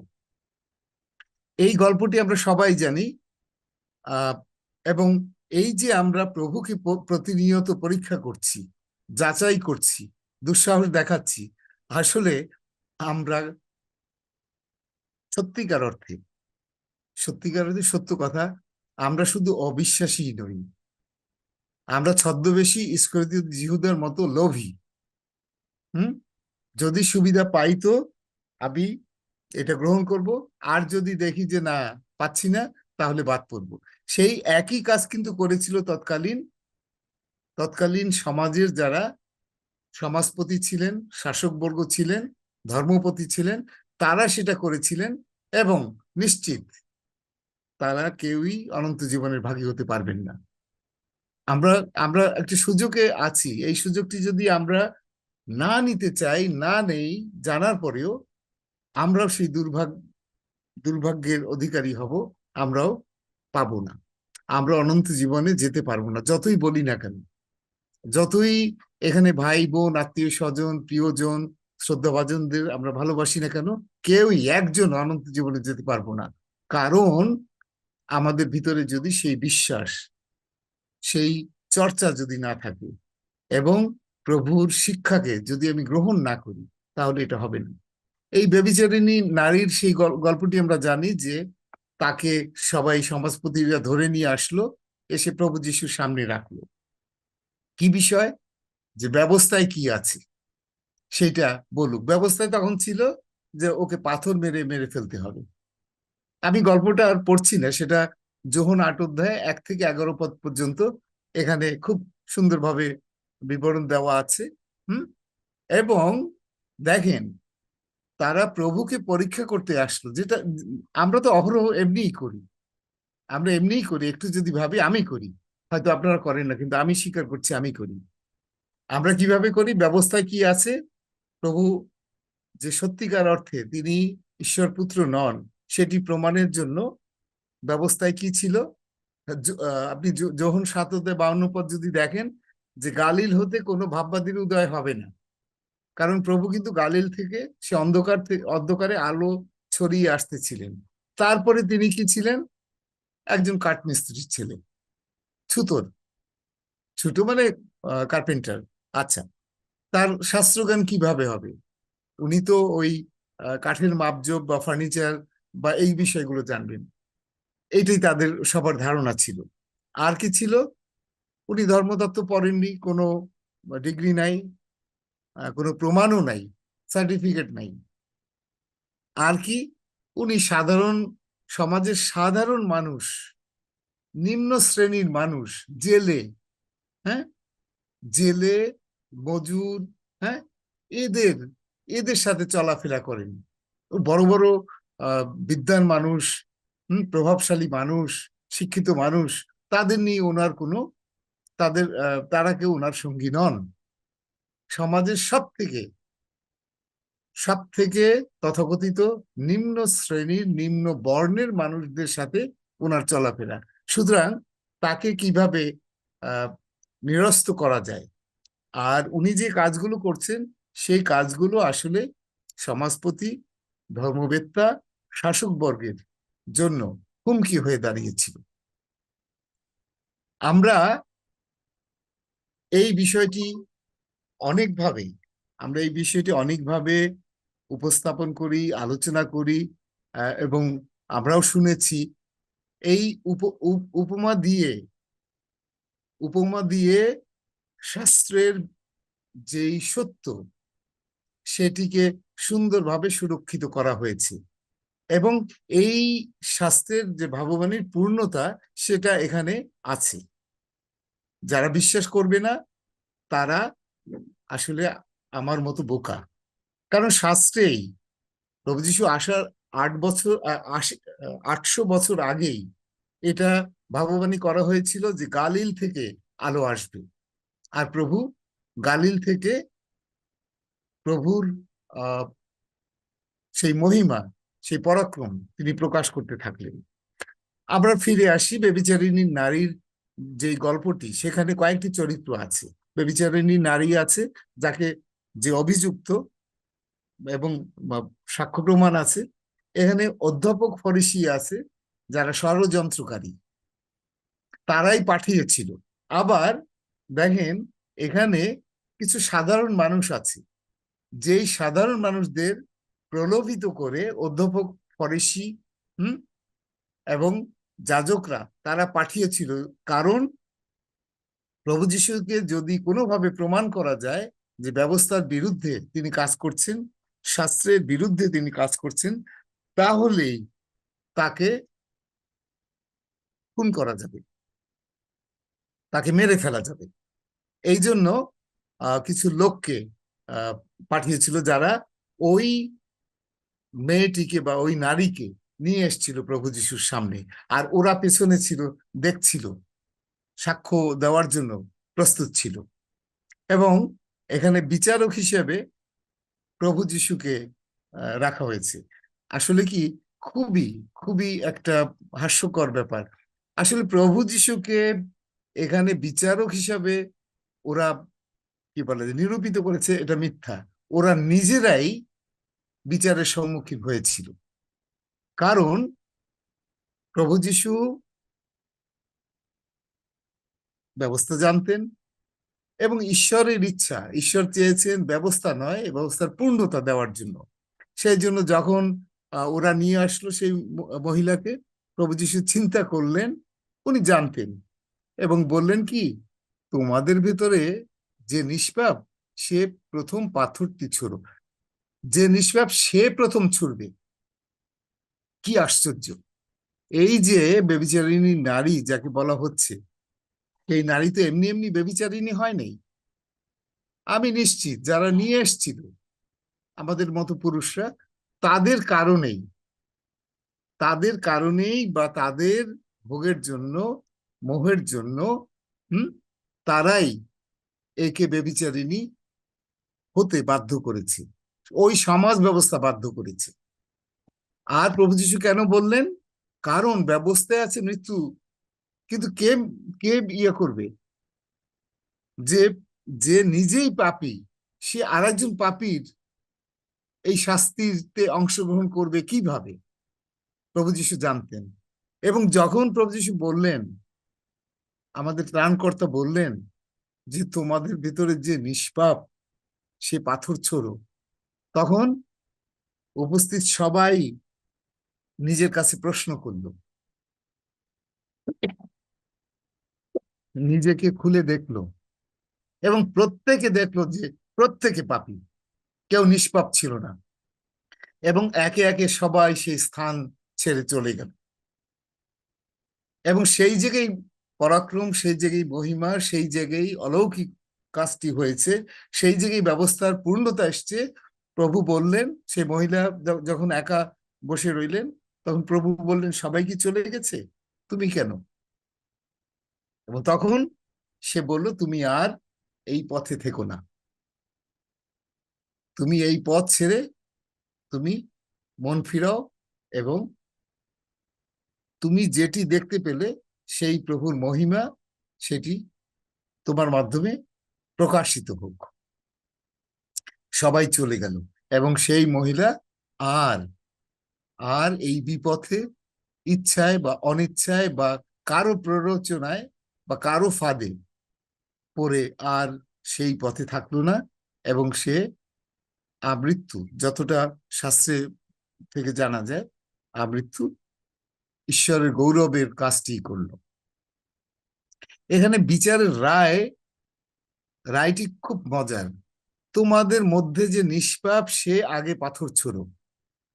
আজকে যদি আমরা যেভাবে প্রভুকে পরীক্ষা করছি প্রতিনিয়ত, প্রভু আমাদের বলছেন তোমাদের ভিতরে যে নিষ্পাপ সে পাথরটি ছোড়ো।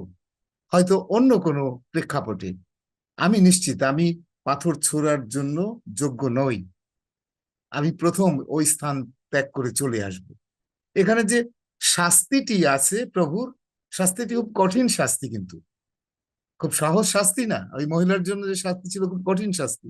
শাস্তি ছিল কি, এটা শর্ত সাপেক্ষ ছিল। ওই যে আদম হবার সময় কিন্তু ঈশ্বর শর্ত সাপেক্ষে ক্ষমা করেছিলেন, এখানেও কিন্তু সেরকম আছে। এখানে শর্ত সাপেক্ষে পাপের ক্ষমা ছিল। কিরকম ছিল?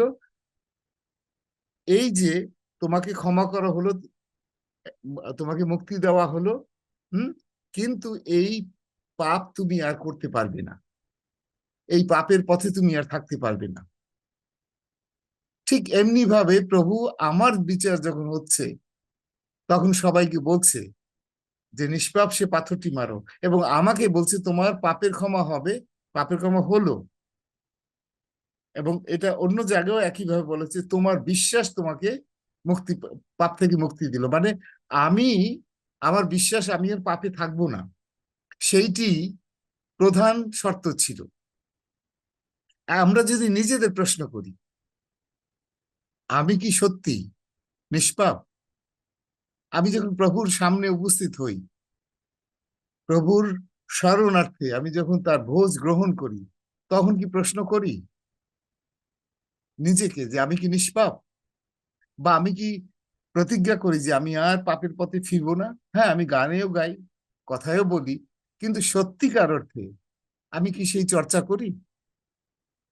আমি করি না, আমি করতে এখনো সক্ষম হইনি। জানি না, আপনারা হয়তো অনেকে এটা করতে পারেন, কিন্তু আমি অযোগ্য, আমি এখনো সেটা করতে পারিনি। কিন্তু আমি চেষ্টা করছি যাতে আমি পাপের পথে না পড়ি।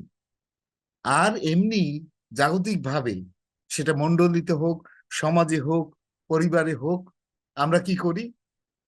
শাস্তি দিতে, বিচার করতে যেন খুব আগ্রহী, উৎসুক। আমরা বিচার করি এই শাস্তি, এই পরিবারে এই শাস্তি, হ্যাঁ তুমি এটা করতে পারবে না, সমাজে এই শাস্তি, মণ্ডলীতে ওরে দূর করে দাও। কিন্তু দেখেন, এটা শাস্ত্রের বিপক্ষে। শাস্ত্রে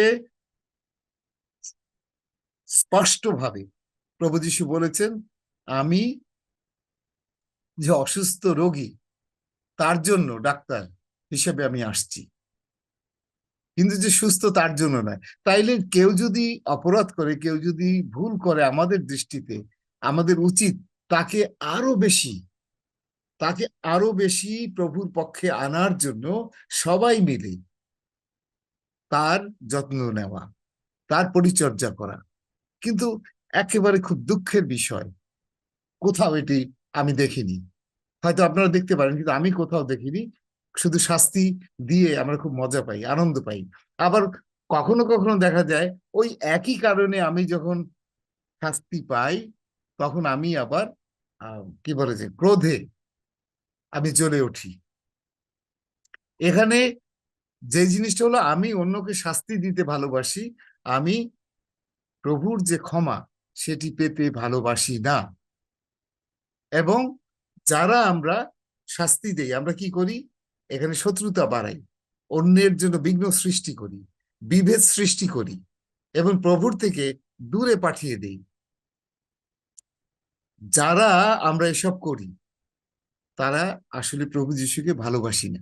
ইস্করিওত জিহুদার মতো আমরা বর্ণচোর, ছদ্মবেশী, আমরা দেখাই যে আমরা প্রভুকে ভালোবাসি।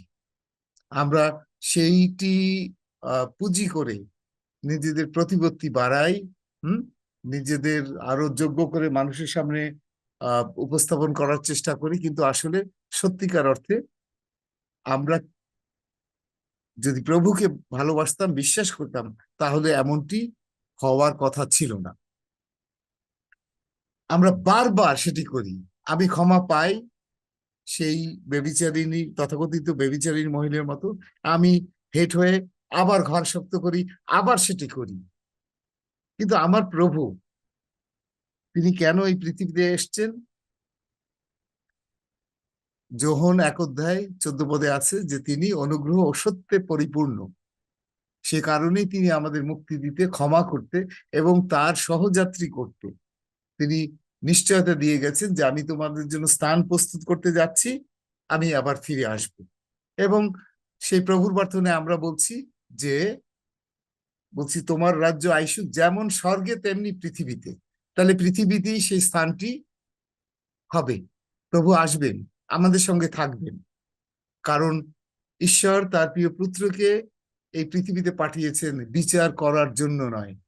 এই বিচার থেকে কিভাবে আমরা মুক্তি পেতে পারি, আমরা মন ফিরালেই মুক্তি পেতে পারি, খুবই সহজ একটি পথ তিনি দেখিয়েছেন এবং এটি সত্য। এবং সেই সত্য যদি আমি গ্রহণ করি, আমি যদি চর্চা করি, আমি যদি সেই বিষয় ভালোবাসার মাধ্যমে মানুষের কাছে যদি সেটি তুলে ধরতে পারি আমার জীবন দিয়ে, তাহলেই আমি অনন্ত জীবনের ভাগীদার হতে পারবো। তিনি এসেছিলেন এই জগৎকে রক্ষা করার জন্য, বিভেদ সৃষ্টি করার জন্য না, বিঘ্ন সৃষ্টি করার জন্য না। আমরা সেটি ভুলে যাই। এখানে শাস্তির জন্য তিনি আসেন নাই, তিনি শান্তির জন্য আসছেন। এখানে আমার মতো পাপীকে মুক্তি দিতে আসছেন, ক্ষমা করতে আসছেন। শুধু একটা শর্ত, আমার মন ফিরাতে হবে, আমি যাতে আর ফিরে না যাই, আমি যেন শয়তানের পথে না যাই, আমি যেন তার সঙ্গে থাকি। আর আমরা কি করি? বিচার করতে উৎসুক, অমুক ভালো না, তমুক ভালো না, আমি ভালো। আসলে এটা যারা আমরা করি, আমি ছোট বলেই, আমি বেশি খারাপ বলেই, আমি নিজেকে ভালো প্রমাণ করার জন্য এই বিচারটি করি। কিন্তু আপনি যদি অন্যর দিকে একবার আপনার তর্জনী তুলে দেখেন, 3টি আঙ্গুল নিজের দিকে থাকবে। তার অর্থ আমি যখন অন্যের বিচার করতে যাই, আসলে আমি আমার নিজের বিচার করি না। শাস্ত্রে এটি বলা আছে, তুমি তোমার ভাইয়ের চোখের কড়িকাঠ পরিষ্কার করার আগে নিজের চোখের কড়িকাঠটি পরিষ্কার করে নাও। দেখেন কি সুন্দর দৃষ্টান্ত। আর আমরা আবোল তাবোল বাইরের জগতের বিষয় নিয়ে উপমা দেই, উদাহরণ দেই। যারাই এটা আমরা করি, তারা প্রভুর বাক্য খুব ভালোভাবে অধ্যয়ন করি না, ধ্যান করি না, এবং সেটি কাজে লাগাতে চাই না। আমরা এই যে বিচারের যে উৎসুক অবস্থাটি, সেই অবস্থা থেকে আমাদের ফিরে আসতে হবে, মন ফিরেতে হবে। অন্যের বিচার না, নিজের বিচার করতে হবে, যাতে আমি বুঝি আমার এই পাপ। ইচ্ছে করলে আমি লিস্ট করতে পারি, খাতায় লিখে রেখে সেই পাপের পথ থেকে আমার ফিরে আসতে হবে। আর কি আশ্চর্য, আমরাও সেই তৎকালীন সেই জিহুদি সমাজের মতো আমার প্রভুকে আমরা দুঃসাহস দেখাচ্ছি, তার বিচার করছি। সত্যি সত্যি কি প্রভু আসবে? সত্যি সত্যি এটা হবে? আবার বলি কি, প্রভুকে স্মরণ করিয়ে দে, প্রভু হ্যাঁ শাস্ত্র থেকে তুমি এইটা বলেছিলে, সুতরাং ক্ষমা করবে না কেন? বাহ, আমি মন ফিরাবো না, কিন্তু প্রভু বলেছিল উনি ক্ষমা করে দিবেন। কি আশ্চর্য, কি অসভ্যতা আমরা করি। শাস্ত্রে তো লেখা আছে, কিন্তু তার জন্য যে শর্তটি দেওয়া আছে আমার মন ফিরাতে হবে, সেটি কিন্তু প্রার্থনায় বলি না। যে তুমি তুমি ক্ষমাশীল, তুমি ক্ষমা করবে, কিন্তু কাকে ক্ষমা করবে? প্রভুর প্রার্থনায় আছে, আমি ক্ষমা যদি না করি, আমার বিরুদ্ধে যারা ভুল করেছে আমিও ক্ষমা পাবো না। শেষ। এখানেও শর্ত আছে। আমরা এগুলো ঠিক গভীরভাবে দেখি না বলেই আজকে সমাজে, আজকে আমাদের মণ্ডলীতে, আমাদের জাতিতে, দেশে দেশে এই ধরনের বিভেদ সৃষ্টি হচ্ছে, সংঘাত হচ্ছে, সংক্ষুব্ধ হয়ে যুদ্ধ বিগ্রহ, মারামারি, কাটাকাটি এটা শুরু হয়েছে। কারণ আমি আমার নিজের বিচার করি না, আমার স্বার্থে সবকিছু আমি ব্যবহার করি। ইভেন আমার প্রভুকেও আমি ব্যবহার করি, আমি বড়াই করি যে আমি প্রভু যিশুর শিষ্য। আসলে এই বড়াইটি করার যোগ্যতা আছে কিনা সেটি আমাদের ভেবে দেখা দরকার। আসুন নিজেকে প্রশ্ন করি, আমরা যদি এইভাবে যদি বারবার বারবার ক্ষমা নিয়ে তারপরে যদি সেই মর্যাদা না রাখি, আমরা যদি আবার পাপের পথে যাই, তাইলে প্রভু আমাদের জন্য যে বাসস্থান তৈরি করতে গেছেন, যেখানে আমরা প্রভুর সঙ্গে থাকতে পারবো অনন্ত জীবন ধরে, সেটি কি এমনি এমনি আমরা পেয়ে যাব? নিশ্চিত পাবো না। তো আসলে প্রভু চান যে তিনি আমাদের সঙ্গে থাকবেন, আমরা একসঙ্গে অনন্ত জীবনের ভাগী হব। কিন্তু আমরা যদি অন্যের চোখের কড়িকাঠ বেছে নেই, আমরা যদি শাস্ত্রকে অস্ত্র হিসাবে ব্যবহার করে আমরা যদি ব্যবস্থার মাধ্যমে অন্যের উপরে কোনো শাস্তি তুলে দেওয়ার চেষ্টা করি, এই ধৃষ্টতা যদি আমরা দেখাই, তাহলে ঈশ্বরের রাজ্য এই পৃথিবীতে আসবে না। স্বর্গে যেমন এই পৃথিবীতে এমন হবে না, এবং আমরা অনন্ত জীবনের ভাগী হতে পারবো না। সবার কাছে অনুরোধ, একবার আমরা ভেবে দেখি, সত্যি কি আমরা ব্যবস্থার বাইরে এসে ব্যবস্থার পূর্ণতায় নিজেদের সম্পৃক্ত করতে পেরেছি কিনা? আমরা ব্যবস্থার পরিপূর্ণতা চর্চা করছি কিনা?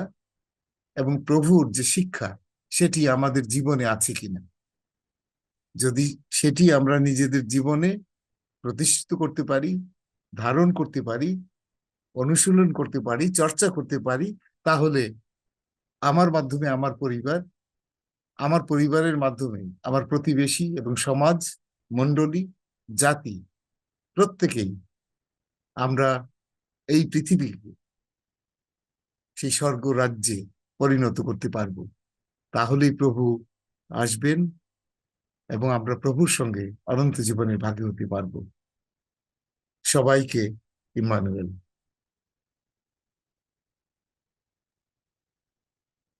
ধন্যবাদ আজকে নির্ধারিত বক্তা শ্রদ্ধা মিস্টার মার্ক মানুষ শাহকে আমাদের সকলের মাঝে ঈশ্বরের সেই আত্মিক খাদ্য পরিবেশন করার জন্য। এবং আমরা বিশ্বাস করি আমরা জুমে আজকে যতজন উপস্থিত ছিলাম আমরা প্রত্যেকে আপনার প্রচার শুনে অনেক উপকৃত হয়েছি এবং আশীর্বাদ লাভ করেছি।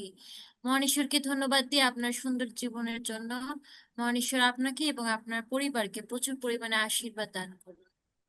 এই সময় আমরা উপাসনার শেষ আরাধনা সঙ্গীতে চলে যাব এবং আমি অনুরোধ করব আমাদের মাঝে উপস্থিত রয়েছেন শ্রদ্ধেয় সেবক সিমন সমাদ্দার, আপনি আজকে আমাদের সকলের মাঝে উপাসনার শেষ আরাধনা সঙ্গীতটি পরিবেশন করবেন। ধন্যবাদ দেই আমাদের স্নেহের জেমিমা সাবরিনকে, যে আমাকে সুন্দর সুযোগ দিয়েছেন একটি গান গাওয়ার জন্য। আসলে যতই বয়স যায় ততই গলা ভার হয়, তাই আমার গান হয়তো সবার ভালো নাও লাগতে পারে, তথাপিও আমি শেষ জীবনের গান আমি গাইতে চাই। ওপার হতে যারা ভবে এসেছিল তারা চলে গেল যে যারা আপন দেশে, ও আমি একা বসে আছি ঘাটে, ও আমি একা বসে আছি ঘাটে। এসেছিল মথুরা আর প্রিয়নাথ, অকালে ঝরে গেল হতে না প্রভাত। কি হতে কি হয়ে গেল, কে কোথায় চলে গেল, কি হতে কি হয়ে গেল, কে কোথায় চলে গেল, খুঁজে না পাই মাথা কুটে, ও আমি একা বসে আছি ঘাটে, ও আমি একা বসে আছি ঘাটে। এসেছিল প্রসাদ যাদবার রাজাই। অনেকে নাম মনে আছে, অনেকে নাম নাই, ভাষায় গিয়াছে ভেলা, সারি আসে বুকের মেলা, ভাষায় গিয়াছে ভেলা, সারি আসে বুকের মেলা, চলে গেছে পর পারের ঘাটে। ও আমি একা বসে আছি ঘাটে, কত ভক্ত এসেছিল নামেতে পাগল, যাদের স্মরণে আজ চোখে আসে জল, তাদের স্মৃতি বক্ষে ধরে, তাদের স্মৃতি বক্ষে ধরে সেবকগণ চলছে ধীরে, জানি না কার ভাগ্যে রতন জোটে। ও আমি একা বসে আছি ঘাটে, ও আমি একা বসে আছি ঘাটে, সূর্য ডুবে যায় গোধূলি বেলা, আছি পাড়ে দাঁড়িয়ে আমি একলা, খেলার সাথী ছিল যারা, খেলার সাথী ছিল যারা, আমায় ফেলে গেছে তারা, পাগল জোহন কান্দে একা বসে মাঠে। ও আমি একা বসে আছি ঘাটে, ও আমি একা বসে আছি ঘাটে, ওপার হতে যারা ভবে এসেছিল তারা, চলে গেছে যে যার আপন দেশে। ও আমি একা বসে আছি ঘাটে। আমেন। প্রভুর জয় হোক। ধন্যবাদ সবাইকে। ধন্যবাদ শ্রদ্ধেয় সেবক সিমন সমাদরকে আমাদের সকলের মাঝে উপাসনার শেষ আরাধনা সঙ্গীতটি পরিবেশন করার জন্য। আপনাকে অসংখ্য ধন্যবাদ জানাই। এ সময় আমরা শেষ প্রার্থনায় চলে যাব। আমি অনুরোধ করব শ্রদ্ধেয় রেভারেন্ড আনন্দ বালাকে, আপনি শেষ প্রার্থনা, প্রভুর শেখানো প্রার্থনা এবং সবশেষে আশীর্বচন দেবেন। আসুন আমরা প্রভুর কাছে মস্তক অবনত করি। আমরা এই সময়ে প্রার্থনার মধ্য দিয়ে প্রভুর কাছে সমর্পিত হই যে আজকে প্রভুর সন্তানের মধ্য দিয়ে পবিত্র বাক্য আমরা শ্রবণ করেছি, সে বাক্য যেন আমাদের জীবনে আমরা কাজে লাগাই, সেই বাক্য অনুযায়ী যেন আমরা জীবনযাপন করতে পারি। আসুন আমরা প্রার্থনা করি। স্বর্গস্থ মহান পিতা, তোমার মহানামে গৌরব করি প্রভু, তোমার ধন্যবাদ করি, তোমার প্রশংসা করি যে তুমি প্রভু গো এই দিন শেষে এই রাত্রিবেলা প্রভু গো তোমার এই পবিত্র উপাসনায় আমাদেরকে একত্র করেছো পিতা।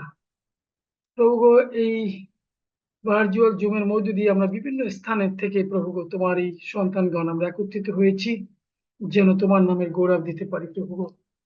তুমি আজকে যাদেরকে মনোনীত করেছো প্রভু গো, যেন তোমার এই বাক্য আমরা শুনতে পাই প্রভু। হালেলুয়া স্বর্গে প্রভু, এবং তোমার প্রিয় সন্তানকে আজকে তুমি ব্যবহার করেছো তোমার পবিত্র আত্মার শক্তিতে প্রভু। কেন তোমার পবিত্র আত্মার শক্তিতে আমরা ছাড়া আমরা কেউ প্রভুকে প্রভু বলতে পারি না প্রভু। তাই আজকে তুমি আমাদের সেই প্রভু। প্রভু গো, আমরা তোমার কাছে আমরা সমর্পিত হই। আজকে যে বাক্য আমরা শ্রবণ করেছি প্রভু গো, তোমার বাক্য সন্তান সেই বাক্যের মধ্য দিয়ে বলছে, কে তোমাদের মধ্যে নির্দোষ প্রভু গো। একজনও প্রভু গো সে ছিল না যে নির্দোষ দাবি করতে পারে, যে দোষ করেনি, যে পাপ করেনি প্রভু গো। আজকে প্রভু আমরা এখানে যারা রয়েছি প্রভু গো, আমরা সেই একই মতে প্রভু গো, কিন্তু তুমি আমাদেরকে সেই পাপ সেচনকারী ঈশ্বর, পাপ মুক্তকারী ঈশ্বর প্রভু যীশু খ্রিস্ট পিতা। হালেলুয়া প্রভু গো, তুমি আমাদেরকে মুক্ত করেছো কিনা, তুমি নিষ্পাপ প্রভু। তুমি আমাদেরকে সেই পথ সত্য জীবন দিয়েছো প্রভু গো। তোমার মধ্য দিয়ে আমরা সেই জীবন প্রাপ্ত হয়েছি প্রভু গো। হালেলুয়া। স্বর্গের প্রভু, আজকে এই বাক্যের মধ্যে দিয়ে আমাদেরকে আশীর্বাদ করো প্রভু গো। যেন প্রভু গো আমরা তোমার বাধ্যতায় প্রভু গো, আমাদের যে কালিমা, আমাদের যে প্রভু গো এখনো যে অবাধ্যতা, যা কিছু আমরা মন্দতার সাথে জীবন যাপন করছি প্রভু, সেগুলো যেন আমরা পরিত্যাগ করতে পারি প্রভু। তুমি আশীর্বাদ করো প্রভু। কেননা আমরা যে যেখানে থাকি না কেন প্রভু, সেই তোমার সেই সন্তান সেই বাক্য আজকে প্রচার করেছেন যে আমাদের যে স্টেশন থেকে আমাদের উঠতে সুবিধা হবে আমরা সেখান থেকে উঠতে পারি। তুমি সেই স্টেশন প্রভু, তোমার মধ্যে দিয়ে আমরা সেই স্বর্গ রাজ্যে যেতে পারি প্রভু। তুমি সেই একমাত্র প্রভু আমাদের সেই যাওয়ার পথ প্রভু। হালেলুয়া। তুমি আশীর্বাদ করো এবং আমরা যেন তোমার সঠিক নৌকায় উঠতে পারি প্রভু। তুমি আমাদেরকে সেইভাবে পরিচালনা দান করো প্রভু। আছে আছে পথ আছে, আছে দুটি পথ আছে প্রভু, কোন পথে যাবি মানুষ? প্রভু তুমি সেই পথ সত্য জীবন পিতা। হালেলুয়া প্রভু। তুমি বলেছো আমি যাচ্ছি তোমাদের জন্য স্থান প্রস্তুত করতে প্রভু। আমরা সেই প্রত্যাশায় রয়েছি। তাই প্রতিদিন তোমার যে বাক্য শ্রবণ করছি, বাক্যের মধ্য দিয়ে যেন আমরা জীবনের সব সময় প্রস্তুত নিয়ে থাকতে পারি প্রভু। আমরা যেন তোমার রাজ্যের সন্তান হয়ে থাকতে পারি প্রভু। আমরা যেন প্রভু সেই তুমি যে স্থান আমাদের জন্য প্রস্তুত করে রেখেছো প্রভু, সেই স্থানে আমরা থাকতে পারি প্রভু, সেই স্বর্গ রাজ্যে পিতা। হালেলুয়া প্রভু। তোমার কাছে বিনতি করি আজকে এখানে যতজন তোমার কাছে উপস্থিত রয়েছে, অনেকের হয়তো অনেক বিষয় রয়েছে, অনেক প্রার্থনা আমরা শুনেছি প্রভু। আর একটি বার তোমার কাছে রাখি প্রভু। তুমি এই জিসিএম এর প্রতি আশীর্বাদ করো প্রভু। এখানে প্রভু তোমার সেই ভক্ত সন্তানেরা যখন সেই প্রার্থনা চায়, তারা যখন তোমার কাছে প্রভু যাচনা করে, তুমি সেই প্রার্থনা তুমি শুনে থাকো প্রভু। ধন্য তোমার নাম, গৌরব করি তোমার প্রভু। তা আজকে প্রভু সেই প্রার্থনা রাখি প্রভু, যেন আমরা এই বাক্যের শ্রোতা মাত্র না হই প্রভু। তোমার বাক্যের বাধ্যতায়, তোমার বাক্যের পরিচালনায় প্রভু আমরা চলতে পারি প্রভু। হালেলুয়া। স্বর্গের প্রভু, তুমি আমাদেরকে আশীর্বাদ করো, দয়া করো প্রভু। আমাদের পরিবার, প্রিয়জন প্রত্যেককে তুমি মঙ্গল করো পিতা। হালেলুয়া প্রভু। এই জগৎ মন্দ প্রভু। প্রভু আমাদের অনেক সময় থাকলেও প্রভু অনেক সময় আমরা অবহেলায় এই বাক্যের কাছে আসতে পারি না। অনেক সময় প্রভু আমরা সেই উপাসনা যোগ দিতে আমাদের প্রভু সেই অবহেলা থাকে। তুমি ক্ষমা করো প্রভু, চেতনা দাও। কেননা প্রভু এমন সময় আসিতেছে প্রভু যখন প্রভু আমাদের সেই সুযোগ থাকবে না প্রভু। কিন্তু আমরা এখন সময় পাচ্ছি তোমাকে ডাকার, সময় রয়েছে প্রভু তোমার বাক্য শ্রবণ করার। তাই এই সময় যেন আমরা তোমাকে দিতে পারি প্রভু। তুমি আশীর্বাদ করো। আরেকটি বার প্রভু এই জিসিএম কে তোমার কাছে রাখি, যারা বিভিন্ন দায়িত্বে রয়েছে, বিভিন্ন পরিচালনা করছে, প্রত্যেককে তুমি আশীর্বাদ করো। এখানে বিভিন্ন বক্তাগণ প্রভু তোমার সন্তানেরা যারা প্রচার করেন, প্রত্যেকে তুমি আশীর্বাদ করো, দয়া করো। আজকে রাতের সমস্ত ভার তুমি বহন করো প্রভু। অনেক জায়গায় হয়তো আজকে দিন এই সময় প্রভু তুমি তাদের সকলকে আশীর্বাদ করো, দয়া করো। আগামী দিন যেন আবার তোমার বাক্যের কাছে এসে তোমার ধন্যবাদ কৃতজ্ঞতা জানাতে পারি প্রভু। তুমি দয়া করো প্রভু। তোমার মঙ্গল প্রত্যেকের জীবনে দান করো। বিনতি প্রার্থনা যীশু খ্রিস্ট তোমার পবিত্র নামে চাই, দয়া করে শ্রবণ ও গ্রাহ্য করো। আমেন। আসুন আমরা প্রভুর প্রার্থনা করি। হে আমাদের স্বর্গস্থ পিতা, তোমার নাম পবিত্র বলিয়া মান্য হোক। তোমার রাজ্য আইসুক, তোমার ইচ্ছা সিদ্ধ হোক, যেমন স্বর্গে তেমনি পৃথিবীতে হোক। আমাদের প্রয়োজনীয় খাদ্য আজ আমাদেরকে দাও, আর আমাদের অপরাধ সকল ক্ষমা করো, যেমন আমরাও আপন অপরাধীকে ক্ষমা করিয়াছি। আর আমাদেরকে পরীক্ষাতে আনিও না, কিন্তু মন্দ হইতে রক্ষা করো। কারণ রাজ্য, পরাক্রম, মহিমা যুগে যুগে তোমার। আমেন। আসুন আমরা আশীর্বচন গ্রহণ করি। এখন পিতা ঈশ্বরের প্রেম, প্রভু যীশু খ্রিস্টের অপার অনুগ্রহ, পবিত্র আত্মার সমবেত শান্তি প্রভু আজকে উপস্থিত প্রত্যেক খ্রিস্ট বিশ্বাসী নরনারী সকল আর প্রতি প্রভু, বিশ্বব্যাপী সকল বিশ্বাসী সকল আর প্রতি প্রভু তোমার এই অনুপম আশীর্বাদ, দয়া, অনুগ্রহ, ভালোবাসা এখন থেকে তোমার আগমন পর্যন্ত নিত্য নিরন্তর প্রত্যেকের জীবনে অবস্থিতি হোক। আমেন। সবাইকে আমিন। আমেন। ধন্যবাদ শ্রদ্ধেয় রেভারেন্ড আনন্দ বালা আঙ্কেলকে শেষ প্রার্থনা, প্রভুর শেখানো প্রার্থনা এবং আশীর্বাদ দেওয়ার জন্য। ঈশ্বর আপনাকে প্রচুর পরিমাণে আশীর্বাদ দান করুন। এই সময় আমরা আগামী দিনের আপডেটটি জেনে নিব। আগামীকাল 17 জুন 2025 খ্রিস্টাব্দ রোজ মঙ্গলবার ওপেনিং করবেন শ্রদ্ধেয় হোস্ট মিস্টার মার্টিন ফলিয়া জার্মানি থেকে। প্রিসাইডিং করবেন শ্রদ্ধেয় মিস্টার লিপু বারিকদার বাংলাদেশ থেকে। ওপেনিং প্রেয়ার করবেন শ্রদ্ধেয় মিসেস অনিতা হালদার বাংলাদেশ থেকে। প্রেজ এন্ড ওয়ার্শিপ করবে শ্রদ্ধেয় মিসেস অপরাজিতা সেনগুপ্তা ইন্ডিয়া থেকে। ডেডিকেটরি প্রেয়ার করবেন শ্রদ্ধেয় রেভারেন্ড আনন্দ বালা বাংলাদেশ থেকে। স্পেশাল সং করবেন শ্রদ্ধেয় রেভারেন্ড জোসেফ পান্ডে বাংলাদেশ থেকে। মেসেজ বা স্পিচ দেবেন শ্রদ্ধেয় Mrs Papia Mary Bhattacharya India থেকে। লাস্ট সং করবেন শ্রদ্ধেয় ইভাঞ্জেলিস্ট টিনা রত্ন বাংলাদেশ থেকে। Last prayer, Lord's prayer and benediction দিবেন শ্রদ্ধেয় পাস্টর জ্যোতিকা তালুকদার বাংলাদেশ থেকে। Next day update and fellowship পরিচালনা করবেন শ্রদ্ধেয় মিস্টার লিপু বারিকদার বাংলাদেশ থেকে। লাইভ কাস্টে থাকবেন শ্রদ্ধেয় হোস্ট মিস্টার মার্টিন ফলিয়া জার্মানি থেকে। প্রতিদিন একই আইডি এবং একই সময়ে জুমের মাধ্যমে উপাসনাটি পরিচালিত হয়ে থাকে। আপনারা সকলেই আমন্ত্রিত। এই সময় আমরা ফেলোশিপে চলে যাব। ফেলোশিপের শুরুতেই আমি সুযোগ দিব আজকে নির্ধারিত বক্তা শ্রদ্ধেয় মিস্টার মার্ক মানস সাহাকে, তিনি যেন আজকের উপাসনা সম্পর্কে তার অভিমত প্রকাশ করেন। আহ ঈশ্বরের ধন্যবাদ করি যে প্রভু আমাকে তার বাক্য নিয়ে আলোচনার সুযোগ করে দিয়েছেন। হ্যাঁ, আমি জেমিমাকেও বলছি, তুমি ছোট, আমাকে ধন্যবাদ দেওয়ার কোনো দরকার নেই, কারণ ঈশ্বর যদি ব্যবহার না করেন তাইলে এই বাক্যের আলোচনা আমি উপস্থাপন করতে পারতাম না। সুতরাং ঈশ্বরের ধন্যবাদ করা উচিত, আর আমাকে ধন্যবাদ করলে পরে সেটি আমার হয়ে যায়। দয়া করে তুমি কখনো এই জুনে যখন আমি আসি আমাকে কখনো ধন্যবাদ দিবে না, কারণ এটা ঈশ্বরের ইচ্ছা। এবং যদি ঈশ্বরের বাক্য উপস্থাপিত হয় তো সেটি ধন্যবাদের একমাত্র ধন্যবাদের দাবিদার বা ধন্যবাদ পেতে পারে, দাবিদার নয়, আমাদের পিতা ঈশ্বর। যাক, সবসময় আমার অনুভূতি খুবই খুবই ভালো থাকে যখন আমি বিশেষ করে এই জিসিএম এ প্রভুর বাক্য নিয়ে আলোচনা করার সুযোগ পাই, কারণ এটা আমার জন্য উৎসাহজনক।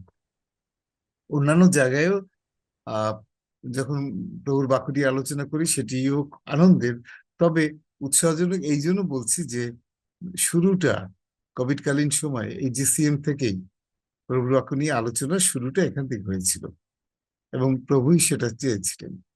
এবং সেজন্যই বাধ্য হয়ে, আমি তো খুব বেশি পাপী এবং ঈশ্বর প্রভুর বেশি অবাধ্য, সেজন্য আমার খুব ভালোবাসেন, যার জন্য তখন বাধ্য হয়ে প্রভুর বাক্য নিয়ে বেশি বেশি ধ্যান করার শুরু করেছি এবং চেষ্টা করছি তার বাক্যের ভিতরে যে সুন্দর সুখবর আমাদের জন্য রয়েছে সেটি যেন সবার কাছে প্রকাশ করতে পারি।